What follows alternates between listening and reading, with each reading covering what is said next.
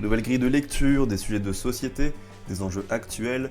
Bienvenue à tous sur Regard en scène, votre podcast qui fait dialoguer l'art dramatique et le réel.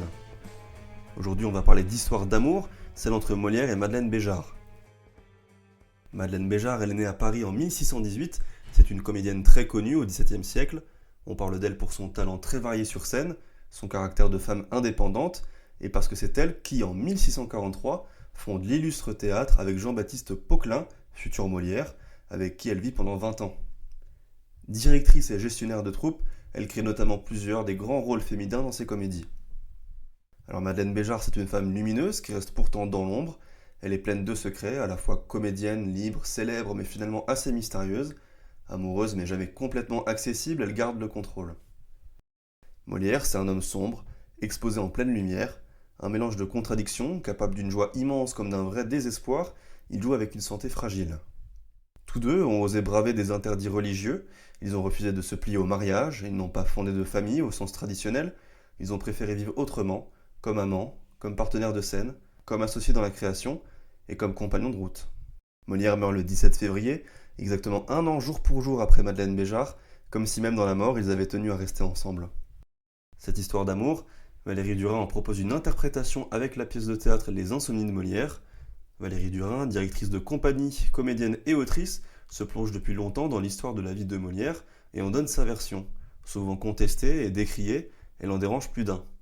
Elle nous présente donc cette histoire d'amour entre Madeleine Béjart et Molière. La pièce parle aussi de la relation entre Molière et Armande Béjart, la fille de Madeleine. Certains théorisent sur le fait qu'Armande pourrait aussi être la fille de Molière, ce qui rend leur histoire encore plus compliquée. On est donc parti à la rencontre de Valérie Durain pour nous parler des Insomnies de Molière. Alors tout d'abord, pouvez-vous nous présenter brièvement le texte des Insomnies de Molière ? Alors le texte des Insomnies de Molière, c'est une commande de la ville de Pézenas qui m'a été passée en 2012 parce qu'on s'intéressait à Madeleine Béjart. Madeleine Béjart, c'est la compagne de Molière. On peut dire qu'elle a vraiment accompagné sa vie pendant 30 années de vie artistique.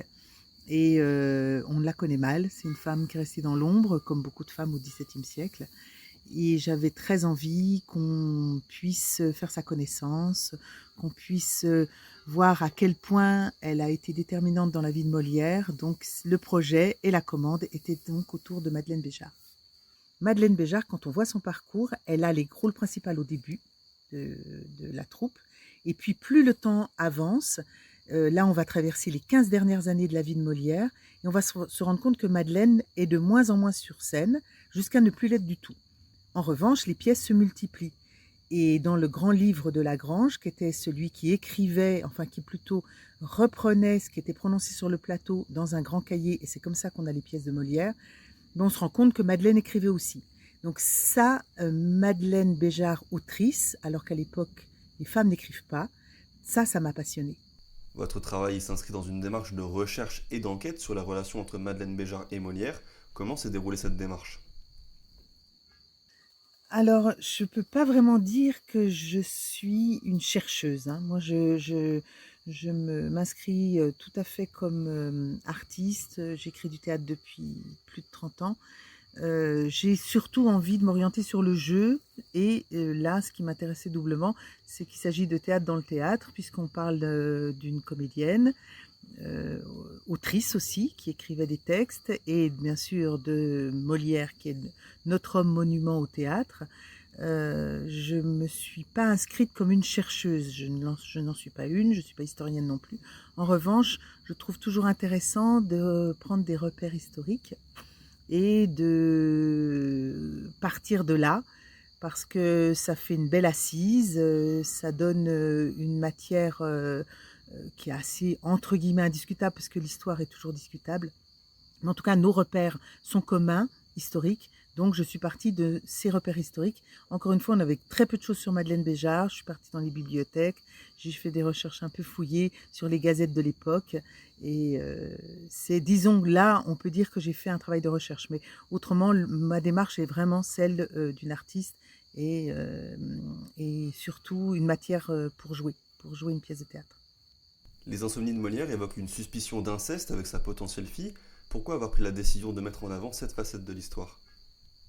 depuis le départ, on sait que Molière, en 1762, épouse Armande Béjart, qui est née du lit de Madeleine Béjart, qui était donc la compagne de Molière. Alors ça, c'est les détracteurs de l'époque qui disent que Molière a épousé sa propre fille. On est bien malin de pouvoir l'affirmer aujourd'hui, mais je trouvais que c'était une possibilité d'insomnie, voilà. Parce qu'en fait, je veux partir du principe que Molière, passant ses journées à la cour du roi, Madeleine étant aussi très occupée en tant que directrice de l'Illustre Théâtre, le moment où ils se retrouvaient ensemble, c'était la nuit. C'était la nuit parce que bon voilà, ils avaient peut-être des petits moments de calme et j'ai imaginé que s'ils se retrouvaient la nuit, c'était parce que Molière ne dormait pas. Donc c'est ce qu'on peut appeler une récurrence dans la pièce. Molière s'interroge sur les origines d'Armande, qu'il connaît mal, puisque c'est bien Armande Béjart qui part et qui est élevée en dehors de la troupe pendant plus de 20 ans et qui récupère quand elle a passé sa 20e année et qui va jouer les plus grands rôles dans sa troupe. Voilà, ça c'est une hypothèse et je trouvais intéressant effectivement de parler de ces moments où les mariages n'étaient pas d'amour, c'était des contrats. Donc Molière épouse Armande Béjart par contrat, par alliance financière, c'est ainsi que les historiens en parlent. Et donc je me disais, mais est-ce qu'il aurait à un moment donné pas l'inquiétude d'avoir épousé sa propre fille ? Pour vous, est-ce qu'à travers ce texte, vous essayez de nous interroger sur les concepts de liberté et leurs évolutions dans l'histoire ?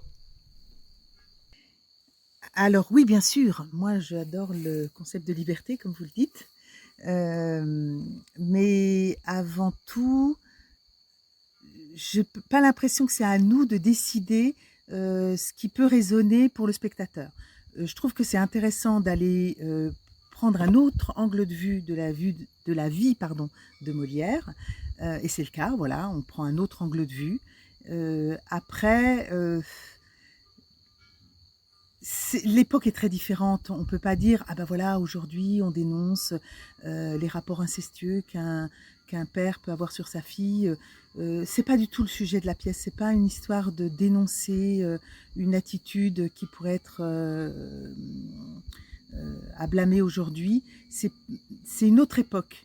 Ce que je voulais surtout raconter, c'est qu'en fait, c'est toujours cette histoire de complexité humaine.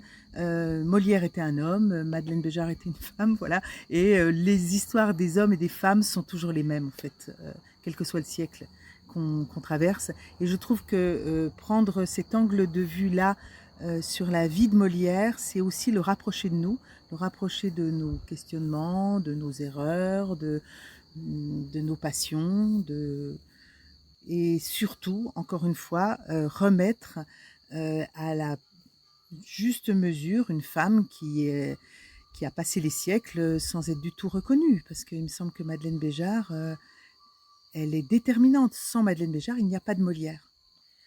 Et je souhaite ajouter, en fait, pour terminer cet échange, que ce qui me semblait très important aussi, c'est de découvrir la drôlerie de Molière et comment il la créait avec Madeleine Béjart. Parce que cette histoire de passer des nuits ensemble, c'est aussi beaucoup jouer, beaucoup s'amuser.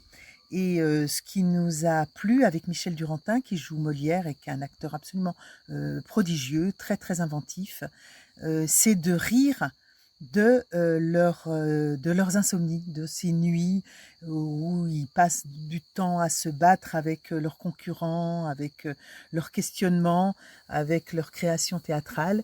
Et nous, en tout cas, Michel et moi, on a beaucoup ri dans cette création et j'espère qu'elle sera communicative et que la joie qu'on a eue de créer le spectacle, on puisse la faire parvenir aux spectateurs et qu'ensemble, on puisse vivre un petit moment avec ce Molière un peu différent de celui qu'on nous apprend en classe, mais très, très vivant et très humain. On remercie Valérie Durin pour avoir répondu à nos questions. On vous remercie d'avoir suivi ce podcast et on se dit à la prochaine.